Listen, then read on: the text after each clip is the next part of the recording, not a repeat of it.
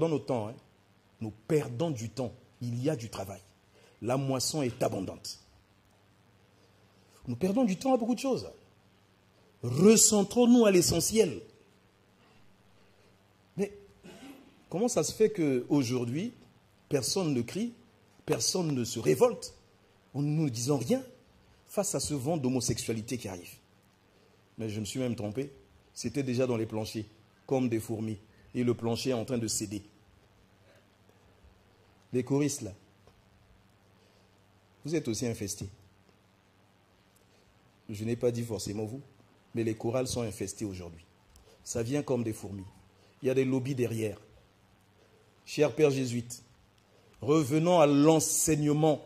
Je n'ai pas dit qu'on a abandonné, mais comme dit le pape François, la proximité, le levain dans la pâte, pour pouvoir, n'est-ce pas, ramener les jeunes à la vérité.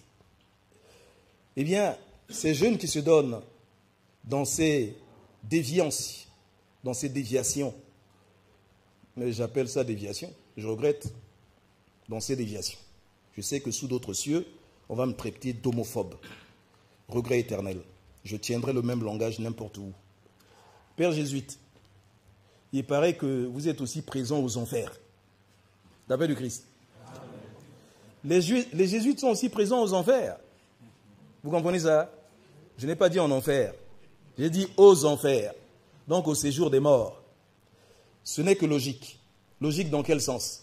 Parce que Jésus, quand il est mort, il a visité les enfers. Il est allé au séjour des morts. Et quand il sort de là, qu'est-ce qui se passe? Eh bien, l'Évangile proclame qu'en sortant de là, eh bien, il est sorti avec des...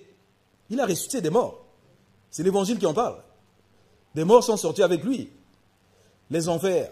Quoi, vous pensez qu'il n'y a que les morts physiques?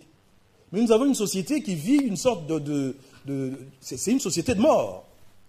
Avec toutes ces déviations que nous avons aujourd'hui. Et nous avons besoin de jésuites, n'est-ce pas, pour descendre justement dans ces quartiers, dans ces malfaçons, dans cette manière de faire d'aujourd'hui, dans ces déviances, dans ces théories du genre qui nous entraînent, n'est-ce pas, à contredire l'institution divine du mariage. Nous avons besoin d'hommes forts, de jésuites, de diocésains, tous des consacrés, et aussi de chrétiens et de jeunes, comme le levain dans la pâte, pour pouvoir ressusciter les morts de notre société. Lorsqu'on est dans une déviation, lorsqu'on est dans le péché, lorsqu'on est loin de Jésus, on est mort.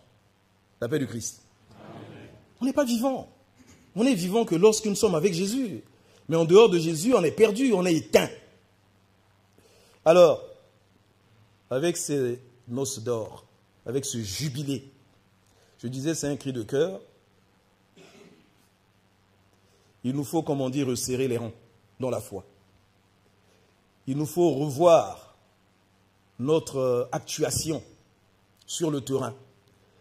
Il nous faut nous laisser imbiber par la proximité, l'évangile de proximité dont parle le pape François.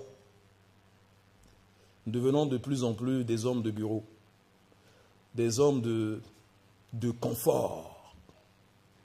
Les coins reculés n'intéressent plus beaucoup les congrégations. Je ne parle pas des jésuites, les jésuites sont dans un coin reculé. Ça n'intéresse plus.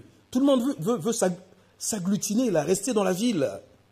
Mais l'évangile, mes frères, les enfers, ce n'est pas seulement en ville, c'est partout. Et l'évangile nous attend. Des âmes, là où il y a des hommes, il y a des âmes. Alors, s'il vous plaît, que le feu qui a brûlé le cœur de Saint Ignace dès le départ continue à brûler le cœur des jésuites pour aller dans les enfers des hommes. Je parle du Congo-Brazzaville et je sais que vous avez d'autres enfers ailleurs. Mais je vous demande de vous concentrer ici sur les enfers du Congo-Brazzaville.